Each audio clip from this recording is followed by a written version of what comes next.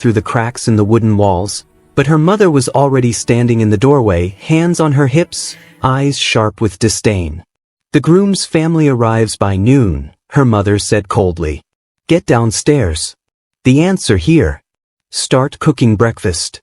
Hannah forced herself up and hurried downstairs. The kitchen filled with voices.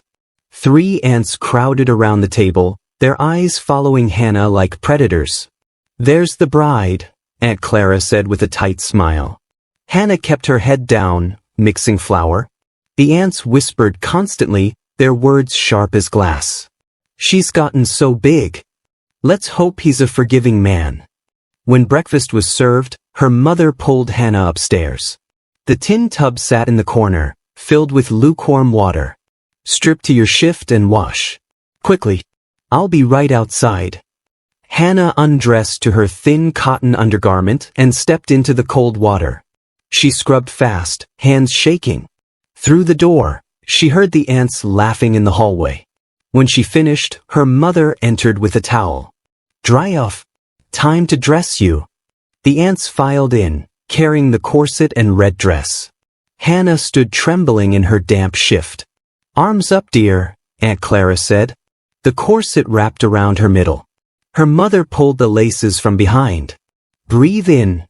Hannah inhaled. The laces yanked hard. "Tighter." "Mama, I can't." "You will," her mother snarled. "Suck in. Don't shame us." The laces cut into her ribs. Pain exploded through her chest. She gripped the bedpost to stay standing. Aunt Ruth shook her head. "Should have been more careful with her portions." Her mother yanked harder. "Should have thought of this at every meal." Finally, the knot tied. Hannah could barely breathe. They lifted the red dress over her head. It clung to every curve, tight and unforgiving. The aunts fastened the back roughly. Her mother turned her toward the mirror. Hannah stared at her flushed face, her heaving chest. She looked like a bride wrapped for delivery. "He's never seen you," her mother said flatly. "Your father arranged everything through letters." Hannah's throat closed. The wagon ride felt endless. Each bump sent pain through her compressed ribs. When the church came into view, Hannah's heart began to race. People had already gathered outside. Women in their Sunday dresses. Men in clean shirts. Children running between the adults. All of them turned to watch as the wagon approached. The whispers started immediately. "Is that her? Oh Lord, look at the size of her. That poor man." Hannah's legs shook as she climbed down from the wagon. Her mother gripped her arm tightly and pulled her toward the church doors. The crowd parted to let them through, but the whispers followed like a swarm of insects. Inside, the church was warm and crowded. Every wooden bench was filled. Faces turned as one to watch her enter. At the front stood the preacher in his black coat, Bible open in his hands. And beside him stood the groom. He was tall and lean, his shoulders slightly hunched. His face was pale. His hands were clasped tightly in front of him. He had not yet turned to look. Hannah's mother released her arm. "Go," she whispered harshly. Hannah took a step forward. Her shoe echoed loudly on the wooden floor. She took another step. Then another. Every eye in the room followed her. She could feel their stares pressing against her skin. The groom turned his head. He saw her. His face went completely still. His eyes widened. They traveled slowly down her body, then back up to her face. His mouth opened slightly. The color drained from his cheeks. Hannah kept walking, one foot in front of the other. Her legs felt like they might give out. She reached the front and stopped beside him. The groom did not look at her. He stared straight ahead, jaw clenched, breathing hard through his nose. The preacher cleared his throat. "Dearly beloved, we are gathered here today." "No." The word cut through the air like a gunshot. The preacher stopped. "I beg your pardon?" The groom turned to face the crowd. His voice was loud and clear. "I said no. I will not marry her." Gasps erupted. Hands flew to mouths. Hannah's heart stopped. The groom pointed directly at her. "Look at her." My parents told me she was healthy and strong. They didn't tell me she was this. Laughter burst from the back rows. Cruel, sharp laughter. His face twisted with disgust. I would rather work my land alone for the rest of my life than be shackled to that. He turned and walked toward the door. His boots echoed in the sudden silence. He shoved the door open and disappeared into the sunlight. The church exploded. Voices everywhere. Shouting. Laughing. Whispering. Hannah stood frozen at the altar. She could not move. Could not breathe. The red dress crushed her ribs. The room spun. Her mother's face was stone. Her father looked away. The aunts whispered to each other, shaking their heads. Hannah had never felt so small. So exposed. So worthless. Every cruel word she had ever been told was true. The church buzzed with chaos. Voices overlapped. Some laughed. Some whispered frantically. Others simply stared at Hannah, still frozen at the altar. The preacher stood awkwardly, his Bible still open in his hands. He looked around helplessly, unsure what to do. Then the heavy church doors swung open. The sheriff stepped inside. His boots echoed loud on the wooden floor. The crowd quieted immediately. He was a tall man with a thick mustache and hard eyes. His hand rested on the gun at his hip. He walked down the aisle slowly, his gaze sweeping over the chaotic scene. When he reached the altar, he stopped and turned to face the crowd. What happened here? His voice was calm but commanding. The preacher cleared his throat nervously. The groom refused the marriage, sheriff. He walked out. The sheriff's jaw tightened. He turned to look at Hannah, still standing in her red dress, trembling. This marriage was arranged, the sheriff said, his voice growing louder. Contracts were signed. Agreements were made. It will be honored. Murmurs spread through the crowd. The sheriff's eyes swept the room. I need a man to step forward and fulfill this contract. Silence. Nobody moved. The sheriff's face hardened. I'll make it worth your while. Any man who marries this girl today will receive 50 acres of land on the eastern ridge. Good land. Fertile soil. The crowd stirred. A few men glanced at each other. One leaned forward slightly, considering. Then they looked at Hannah. One by one, they shook their heads and sat back. Not worth it, someone muttered from the middle row. Not for 100 acres, another voice added. Laughter rippled through the church again. Cruel and cutting. Hannah's face burned. Her hands clenched into fists at her sides. She wanted to run. To disappear. But her legs would not move. The sheriff's face darkened. 50 acres and 10 head of cattle. Still, no one moved. Hannah felt her chest tighten even more. The corset squeezed her ribs. Each breath came shorter than the last. She was being auctioned like livestock. And no one wanted her. Her mother sat in the front row, her face pale with shame. Her father stared at the floor. The sheriff opened his mouth to speak again. Then, from the very back of the church, a voice rang out. I'll marry her. Every head turned. A man stood. He was tall, broad-shouldered. His shirt sleeves were rolled up, revealing strong, muscular arms. His face was weathered from the sun, his jaw square and firm.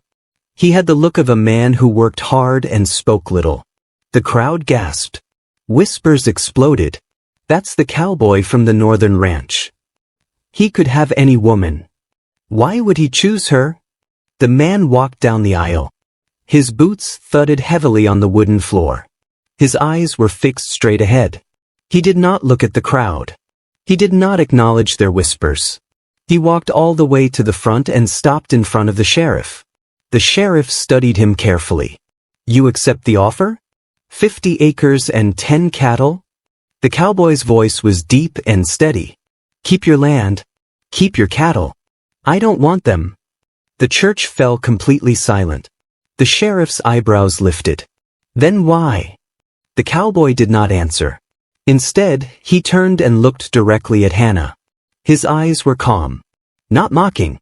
Not disgusted. Just steady. If you'll have me, he said quietly. Hannah stared at him. Her mind raced. She did not understand. Why would he do this? What did he want from her? But she had no choice. No other option. She nodded. The cowboy turned back to the preacher. Let's finish this. The preacher fumbled with his Bible, clearly flustered. Yes. Of course. Right, dearly beloved.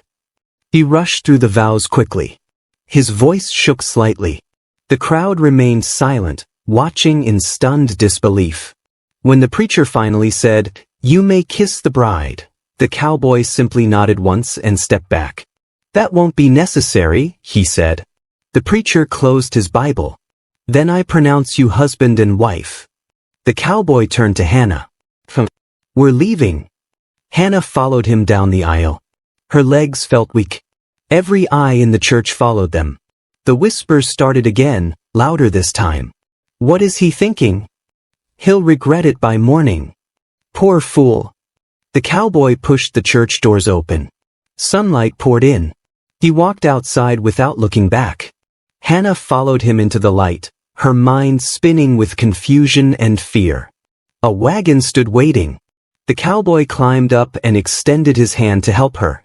She hesitated, then took it. His grip was firm. Strong, he pulled her up easily. He snapped the reins. The wagon jerked forward. They rode in silence. The church disappeared behind them. The town faded into the distance. Hannah sat stiffly beside him, hands folded in her lap. She wanted to speak, to ask why. But the words stuck in her throat. The cowboy stared straight ahead, his face unreadable. The only sound was the creak of the wagon wheels and the rhythm of the horse's hooves. Hannah's heart pounded. She had escaped one humiliation. But now she rode toward an unknown future with a man she did not know. A man who had refused land and cattle to marry her.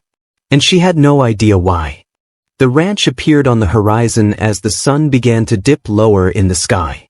It sat alone on a wide stretch of land, surrounded by rolling fields and distant hills.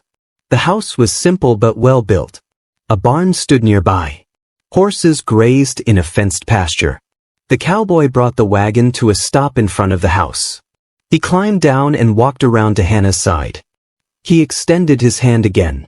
She took it and stepped down carefully. Her legs were stiff from the long ride. The corset still squeezed her ribs with every breath. He gestured toward the house. "Come inside."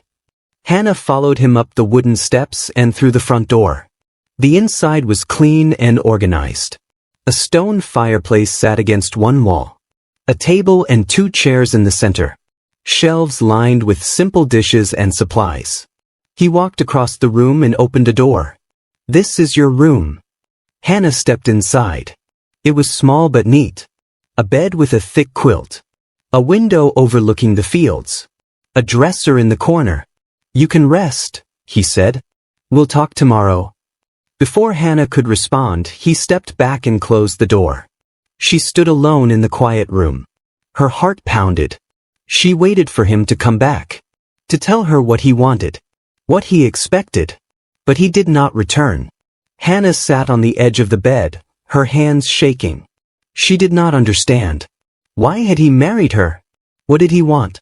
The questions spun in her mind, but no answers came. Finally, exhausted, she lay down. The corset dug into her sides. She could not loosen it herself. She closed her eyes and tried to sleep, but fear kept her awake for hours. The next morning, Hannah woke to the sound of a rooster crowing. Sunlight streamed through the window. She sat up slowly, her body aching. She opened the door cautiously. The house was quiet. The cowboy was not inside. She stepped outside and saw him near the barn, feeding the horses.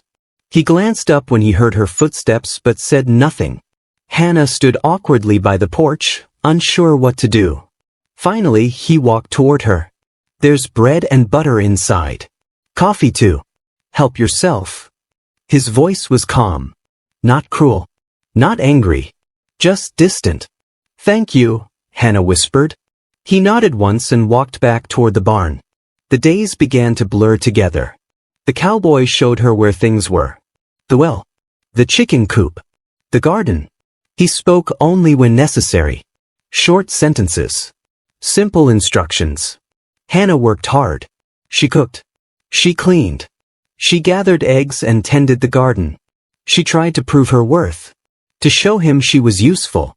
But he remained distant. At meals, they sat across from each other in silence.